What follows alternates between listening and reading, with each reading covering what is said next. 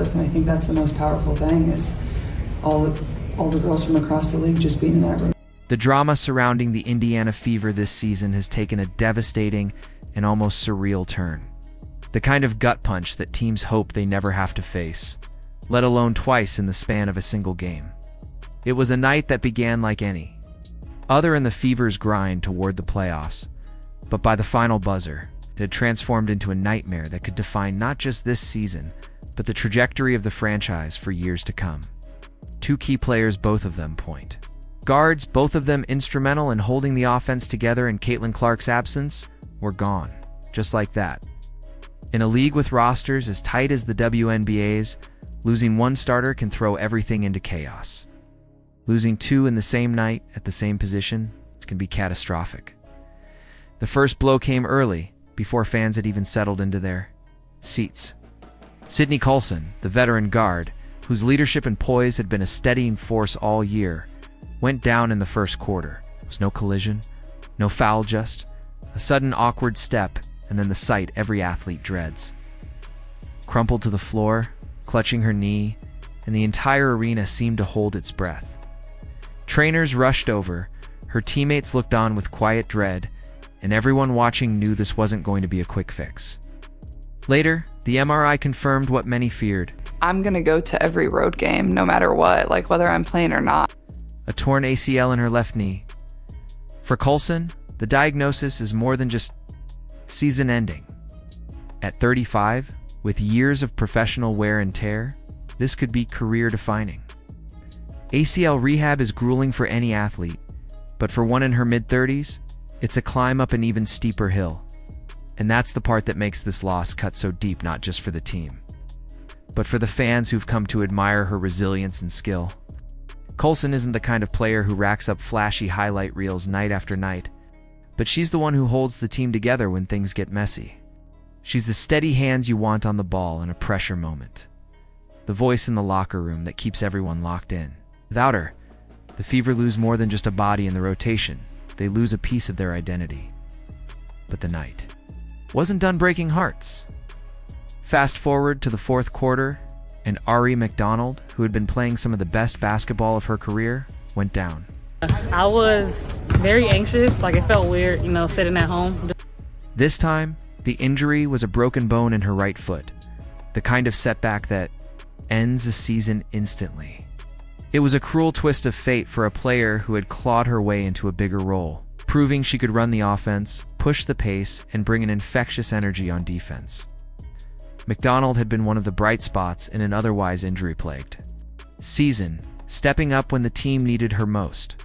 Losing her now, when her confidence and rhythm were at a peak, feels like a robbery not just for her, for the entire Fever roster.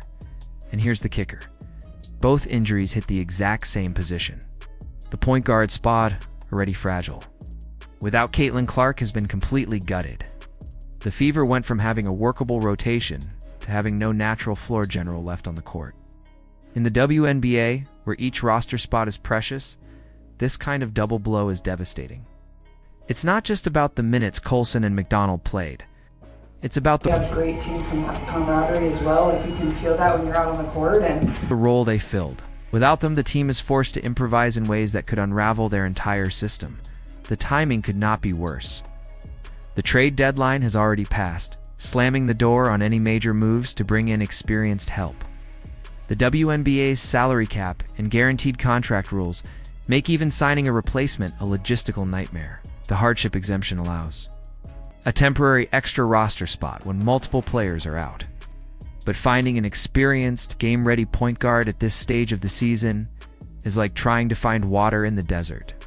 And even if they do find someone, integrating them into the system this late is another challenge entirely.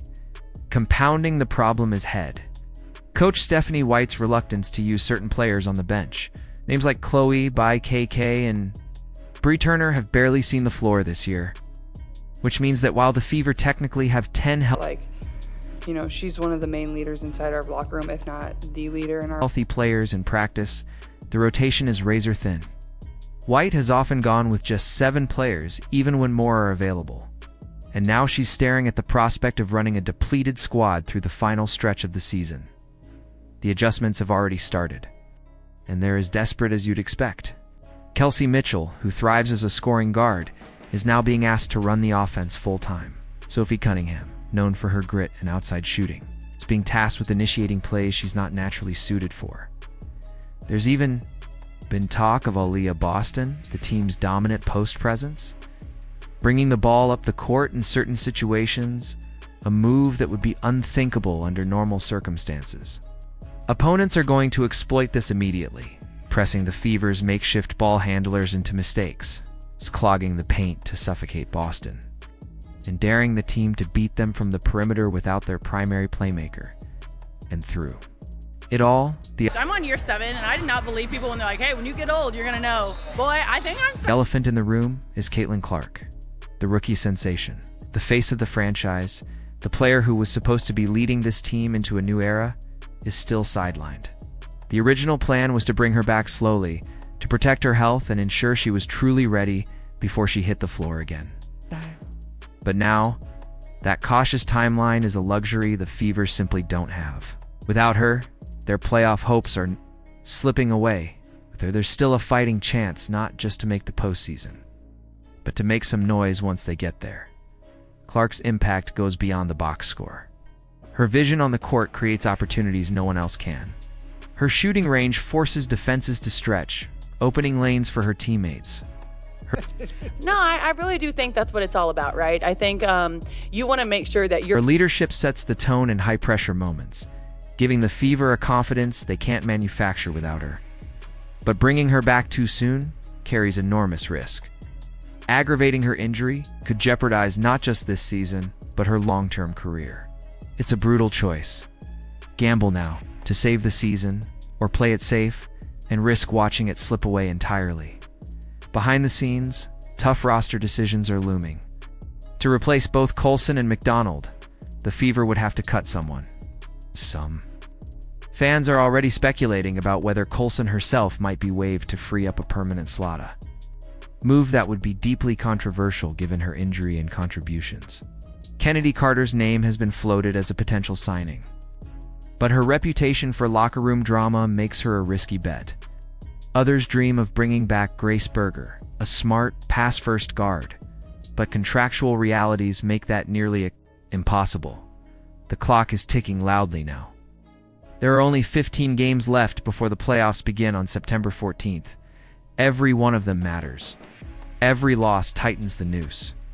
The Fever were 8-5 with Caitlin Clark and it's because our defense stepped up and we took away their action. We followed the scout, and so for us, it's just making the lineup. They're now 9-7 without her. That drop-off is a warning sign, and if she doesn't return soon, the season could unravel completely. For Sydney Coulson, this injury may be the end of the road in the WNBA. For Ari McDonald, it's a cruel interruption. To a career resurgence, the Indiana Fever, it's a test of resilience unlike anything they've faced in years. And for Caitlin Clark, it's a moment that could define her rookie season not for the points she scores, but for the weight she's asked to carry. This is no longer just about making the playoffs. It's about whether the Fever can survive. The storm that has blown their season off course, if Clark returns healthy and takes the reins, there's still a chance for redemption, maybe even a deep run that shocks the league. But without her, this could be remembered as the season that collapsed under the weight of bad luck, bad timing, and the cruel reality of a league where there's no room for error. The Fever's future hangs in the balance. All eyes are now on Caitlin Clark, not just to see if she can return, but to see if she can save this season before it's too late. And if she does, it won't just be a comeback, it'll be the kind of story that defines a franchise.